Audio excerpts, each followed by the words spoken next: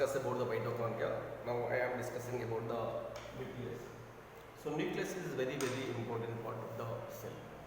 So why? Because all the biological activities, all other cell organelles activities are under control by nucleus only. That's why nucleus is very important. So generally, the first Robert Brown is identified the nucleus in 1836. Robert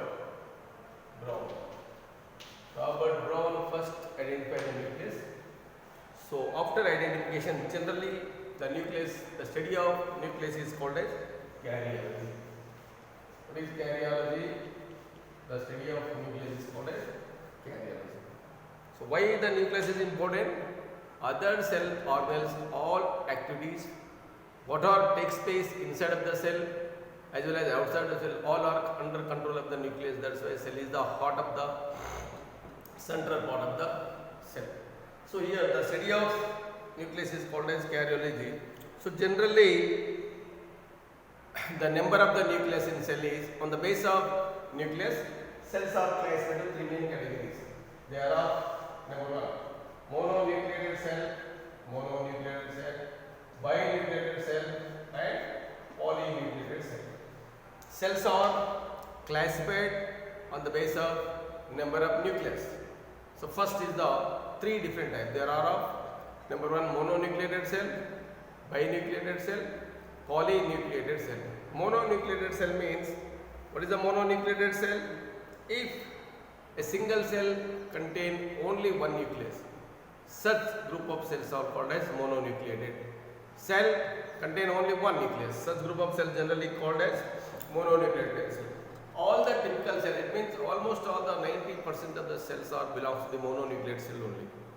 So second one is binucleated cell. What is bi? Two. A single cell contains the two nucleus. Such cells are called as binucleated. It is very rare cases. You know already paramecium contain the two cells. One is a larger one, other is a smaller one. Larger one is the vegetative character is carried and smaller one is the sexual character is carried out. So like that, if the single cell contains the two nucleus, such group of cells are generally called as binucleated. So next, polynucleated cell. Poly means many. If a single cell contains the more than the two nucleus, such group of cells are called as polynucleated cell. It is also very rare cases. Rare cases only a single cell contains the more than the two nucleus. Poly means many nucleus. A single cell contains the more nucleus or many nucleus. Such cells are called as polynucleated cell. Opalina, it is belongs to protozoa. Example, Opalina, it is also very rare cases. So like that, on the base of nucleus member in the cells are classified into three main categories: mononucleated cell, so binucleated cell, polynucleated cell. So next one, what kind of chemical composition is there in the cell means? So generally the chemical composition in the cell. So approximately 80% of the proteins only present. How much? 80% of the proteins only present. So after that 3% lipid, 3% lipid, and 12% DNA. So and also 5% RNA. A cell made by the following chemical substance, that is the proteins, lipids, DNA, RNA. It means total 100. So it means whatever 80 plus 83 plus 12, 95 plus 500. So here the chemical composition of the cell, majorly cell is made by the protein. A little bit quantity of lipids also present, and also 12% DNA, 5% in RNA content. These are only 4 different chemicals. There is no any carbohydrates. Carbohydrates are not present in nucleus. It is an important character. So like that, the chemical composition takes place. 4 important chemical compositions are there present in the nucleus. Protein 18%, 80% lipid, 3% DNA, 12% RNA, 5%. So next, the parts of the nucleus. The following parts are present in the nucleus. There are nucleus envelope, nucleoplasm, nucleolus, chromatin network. 4 important parts are present in the cell.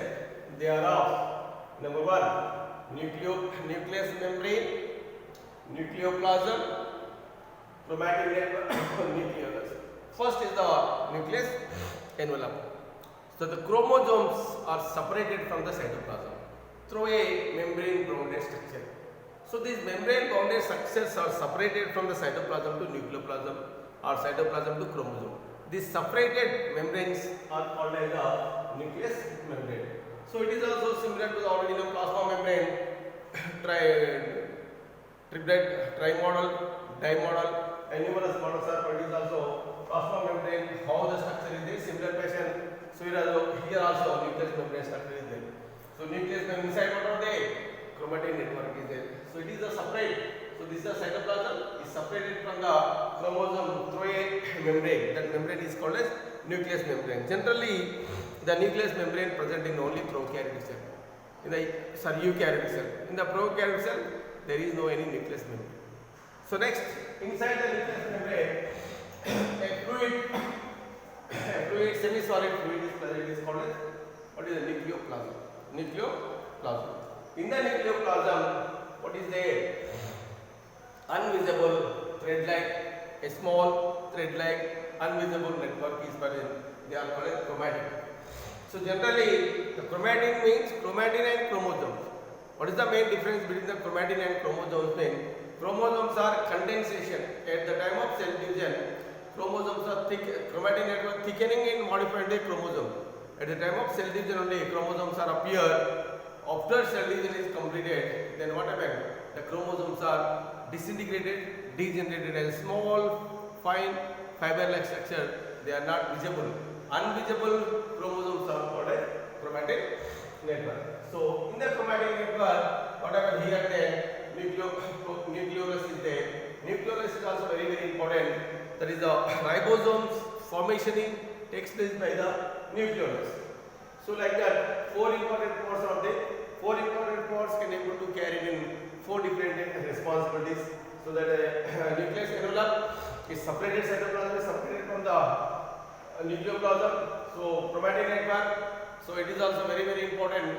It is a hereditary character containing thread-like structures are disappear in the form of disappear nature.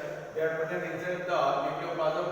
So semi-solid liquid is there. It is called a nucleoplasm. So in the nucleoplasm, whatever one or two nucleolus are there, they are useful for the preparation of ribosome. So like that, a single nucleus contains the four parts. That is the nucleomembrane, nucleoplasm, nucleolus, chromatin network. So these are the parts of the nucleus. So next, what are the main important responsibilities for the nucleus? Means all biological activities, protein synthesis and dominate to the other cell organelle activities are under control of the nucleus only. So that's why central part of the cell is called as nucleus. Why? Because protein synthesis, lipid synthesis, other whatever it may be, what chemical actions are going on in the cytoplasm, all are under depend on the chromosomal guidelines only takes place. So that's why nucleus is very important major role play in the cells. So like that, this is the nucleus and nucleus function. What are the nucleus? Once again, reminding, nucleus is first observed by the Robert Brown. So on the base of nucleus membrane, the study of nucleus is called as karyology. So on the base of nucleus in the presence of cell, so cells are classified as three main groups: mononucleated, binucleated, polynucleated.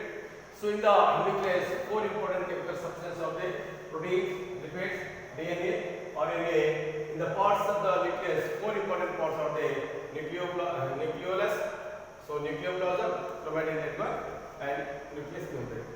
So these are the important part. Major function is the ribosome synthesis takes place in the nucleolus, and also all the biological activities are under control by the nucleus. So that's why nucleus is very important.